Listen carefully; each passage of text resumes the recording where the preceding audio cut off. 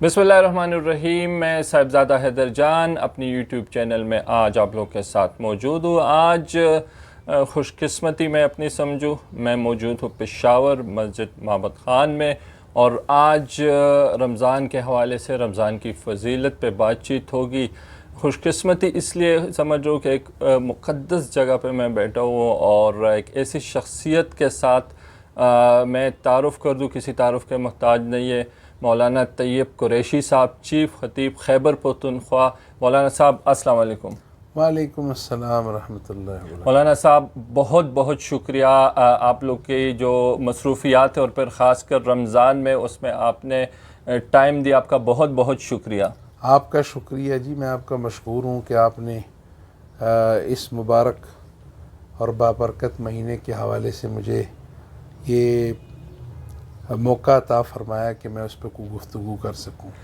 मौलाना साहब रमज़ान की फ़जीलत के हवाले से बातचीत करेंगे।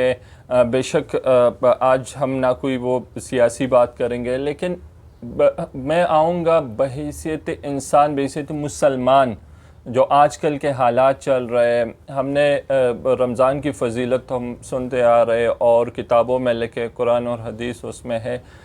आजकल के हालात के तनाजुर में बहैसियत मुसलमान क्या ज़िम्मेदारी मेरी बनती है रमज़ानुल मुबारक के महीने में? बिस्मिल्लाहिर्रहमानिर्रहीम।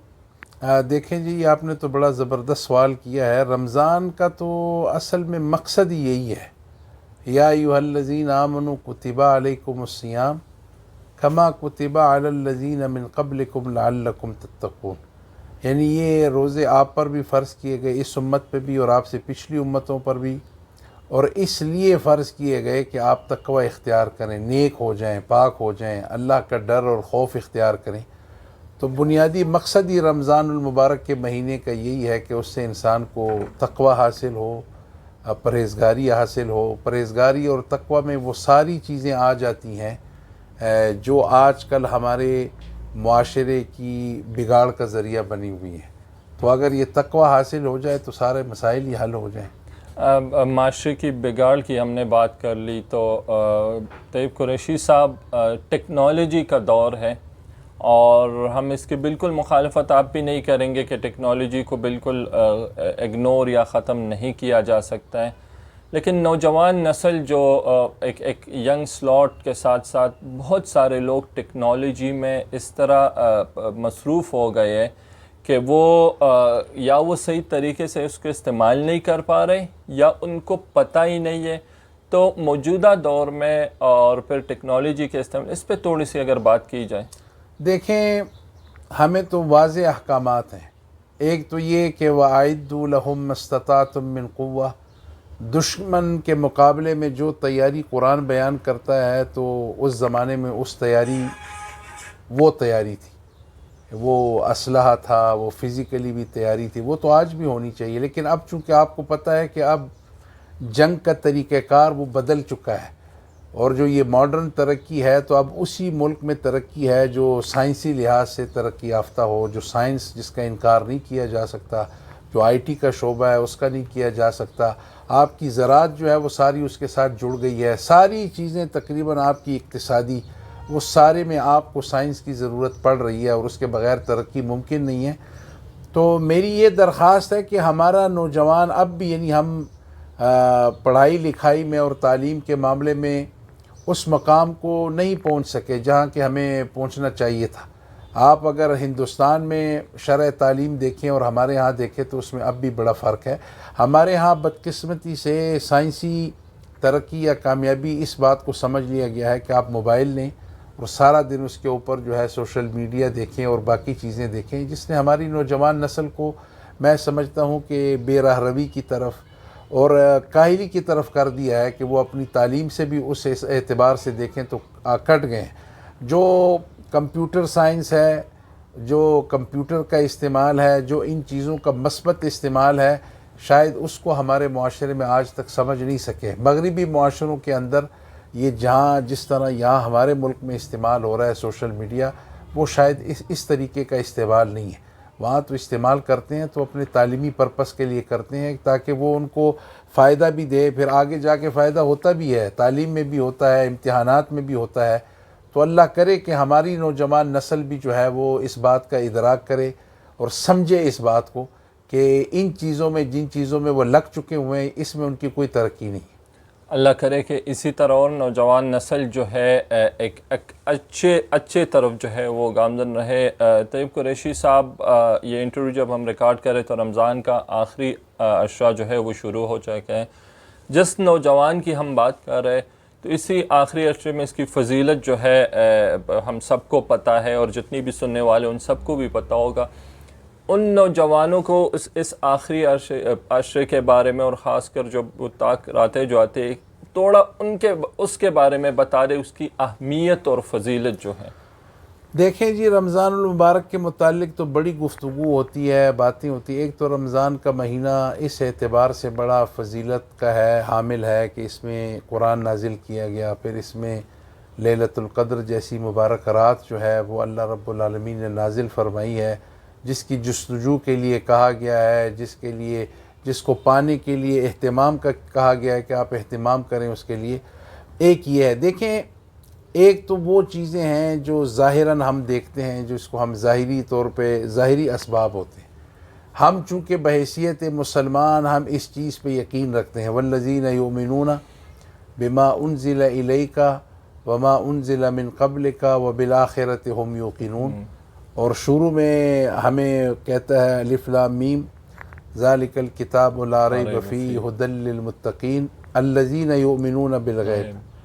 تو وہ چیزیں جس سے کہ باقی لوگ منکر ہیں، جس کا انکار کرتے ہیں، ہم لوگ اس بات کو جانتے ہیں۔ ایک دوسرا یہ کہ بحیثیت مسلمان ہمارا اس بات پہ ایمان اور عقیدہ ہے کہ نفع و ضرر جو کچھ بھی ہے وہ اللہ کی طرف سے ہے۔ تو اس اعتبار سے اگر آپ دیکھیں تو رمضان ہمیں روحانی طور پہ ہمیں بہت مضبوط کرتا ہے کہ جس عقیدے کے ہم حامل ہیں، یعنی آپ روزہ رکھ رہے ہیں، کھانا پینا چھوڑ رہے ہیں تو کس کے لیے رکھ رہے ہیں؟ وہ ہمیں کہا جاتا ہے کہ اللہ کے لیے، اللہ کو تو ہم نے نہیں دیکھا۔ تو یہ ایکسرسائز ہمیں کروائی جاتی ہے تاکہ ہم روحانی طور جو ہے اور مزید مضبوط ہوں کہ بھئی اللہ ہے، اور سارا نظام قدرت اللہ کے ہاتھ میں ہے، اور ساری مخلوق کو پیدا اس لیے کیا گیا ہے، وما خلقت الجن والانس الا لیعبدون۔ وہ مقصد ہی ساری تخلیق کا یہ ہے کہ سارے کے سارے لوگ اللہ کی بڑائی بیان کریں، اس کا ذکر کریں۔ تو ہم لوگ جو ہیں غائبانہ طور پہ، روحانی طور پہ اس بات کا عقیدہ بھی رکھتے ہیں کہ جو کچھ بھی ہے خیر کے سارے چشمے اللہ کے پاس ہیں، اور تقدیر اللہ کے ہاں ہے، اللہ کے پاس ہے، قسمت کے فیصلے اللہ کے پاس ہیں۔ ہر ایک آدمی ہم میں سے چاہتا ہے کہ وہ اچھا ہے، اچھا ہو، پھلے پھولے اور وہ ترقی کرے، اور اس ترقی کا جو منبع ہے، جس کا سرچشمہ ہے، وہ اللہ کی ذات ہے۔ تو ہم مسلمان تو اس لیے بھی کرتے ہیں کہ ہمارا فیوچر اچھا ہو، ہمارا حال اچھا ہو، ہمارا مستقبل اچھا ہو، ہمارے جو مرحومین ہیں، ہمارے نیک اعمال ان کے لیے صدقہ جاریہ ہو سکتے ہیں۔ یہ ساری چیزیں مسلمان کے عقیدے میں ہیں، اور اس کے لیے یہ رمضان المبارک ایک بہترین مہینہ ہے۔ یعنی ایک رمضان دوسرے مہینے تک کا کفارہ ہے۔ یہ دیکھیں، ایک رمضان اگر خدا یعنی حدیث میں آتا ہے ایک روزہ کوئی رکھے تو اللہ رب العالمین بعد اللہ وجہہ، حدیث مبارک میں آتا ہے کہ جو شخص ایک روزہ رکھے، من صام فی سبیل اللہ بعد اللہ وجہہ من نار جہنم 70 خریفا، ایک روزہ رکھے تو اللہ تعالیٰ ایک روزے کے بدلے میں اس انسان کے اور جہنم کے درمیان 70 سال کی مسافت پیدا کر دیتے ہیں۔ تو روحانی طور بہت سی چیزیں ہیں، اور ایک یہ کہ من صام رمضان ایمانا واحتسابا غفر له ما تقدم، جس نے ایک روزہ رکھا اللہ تعالیٰ اس کے گزشتہ گناہ معاف کر دیتا ہے۔ تو روحانی طور پہ مسلمانوں کا آپ سمجھیں یہ مسلمانوں کی معراج کا مہینہ ہے، جس پہ اللہ تعالیٰ مسلمانوں کو روحانی طور بڑی ہی ترقی عطا فرماتے ہیں۔ اور رمضان وہ مہینہ ہے جو یہ بھی بتلاتا ہے کہ باقی پچھلی امتوں میں سے کسی بھی امت کے ساتھ اللہ نے اتنی شفقتوں کا معاملہ نہیں فرمایا جو امت محمدی صلی اللہ علیہ وسلم کے ساتھ اللہ تعالیٰ نے رمضان المبارک کے ذریعے فرمایا ہے۔ تو بہت سی ایسی چیزیں ہیں کہ ہم رمضان المبارک کے ذریعے اپنی ان چیزوں کو سنوار سکتے ہیں، خصوصاً آج کل کا جو پریشان نوجوان ہے کہ کہ جو روزگار کے لیے پریشان ہے، فیوچر کے لیے، اس کے لیے تو یہ ایک بہترین ذریعہ ہے کہ وہ اس رمضان میں انویسٹ کرے، وقت لگائے اور اللہ کے ہاں اپنے درجات کی بلندی بھی پائے اور اپنی تقدیر کی بلندی بھی پائے۔ بہت اچھے طریقے سے اور بہت بریفلی آپ نے رمضان کی فضیلت سمرائز طریقے سے آپ نے بیان کیا۔ مولانا صاحب، ابھی انٹرویو سے پہلے بھی ہماری بات ہو رہی تھی اور دیکھنے والوں کو بھی میں بتا دوں، کل ایک فیس بک پہ ایک نارمل سا پوسٹ میں نے دیکھا اور وہ بات بھی مجھے اچھی لگی، اور میں جب آج آیا تو مولانا صاحب سے بھی اس پہ میں نے تھوڑا بہت سیکھنے کی کوشش کی۔ میں چاہوں گا کہ وہ بات آپ بھی سن لیں۔ جو پوسٹ کا جو ٹائٹل تھا وہ یہ تھا کہ نماز 5 وقت فرض ہے اور ہم پہ اخلاق جو ہے وہ 24 گھنٹے فرض ہے، اور جس کے جواب میں مولانا صاحب نے کہہ دیا کہ بالکل اسی طرح بات ہے، ہم جو ہر عمل کرتے ہیں اس دنیا میں اس میں ہم دین کو کیسے لا سکتے ہیں، تو اس کے بارے میں تھوڑا سا دیکھنے والوں کو بھی بتا دیں کہ اپنے اخلاق، کیونکہ یہ ایک بیسک چیز ہے دوسروں کے ساتھ رویہ، اخلاق، اس پہ اخلاق اور رویے پہ اس مہینے کے لحاظ سے تھوڑی بات کی جائے۔ دیکھیں، یہ سچی بات ہے، ہمارے ہاں اصل میں دین جو ہے نا وہ عبادات کو سمجھ لیا گیا ہے۔ لوگ کہتے ہیں نماز پڑھو اور نوافل پڑھو، قرآن کی تلاوت کرو، یہ ٹھیک ہے، لیکن جب بازار میں جاؤ تو ملاوٹ کرو، ذخیرہ اندوزی کرو تو یہ چیز جائز ہے، گالم گلوچ کرو تو یہ دین، اس کا نام نہیں ہے۔ یا ایھا الذین آمنوا ادخلوا فی السلم کافہ، پورے کے پورے دین میں داخل ہو جاؤ، پورے کا پورا یہ کہ جو کچھ اللہ رب العالمین کا حکم ہے اور جو حضور علیہ الصلاۃ والسلام کی تعلیمات ہیں، وما آتاکم الرسول فخذوہ وما نہاکم عنہ فانتہوا، جو رسول دیں وہ لے لو، جس سے منع کریں اس سے منع ہو جاؤ۔ تو یہ دین پورے کا پورا دین ہے، یہ نہیں ہے کہ بندہ منافقین کی طرح افتؤمنون ببعض الکتاب وتکفرون ببعض، کچھ چیزوں پہ تو ایمان لاتے ہیں اور کچھ کا انکار کرتے ہیں، تو یہ منافقین کی نشانی تھی۔ دین میں پورا پورا داخل ہونا ہے، اور وہ یہی ہے کہ آپ دیکھیں حضور علیہ السلام فرماتے ہیں کہ میری بعثت اور میرا مبعوث ہونا جو ہے اس کا بنیادی مقصد یہ ہے کہ میں لوگوں کے اخلاق اچھے کروں، اس کو سنواروں۔ اس سے بندہ اندازہ لے سکتا ہے کہ اخلاق کا مرتبہ اور درجہ دین اسلام میں اور شریعت کی روشنی میں اس کی اہمیت کیا ہے، اتنی زیادہ ہے۔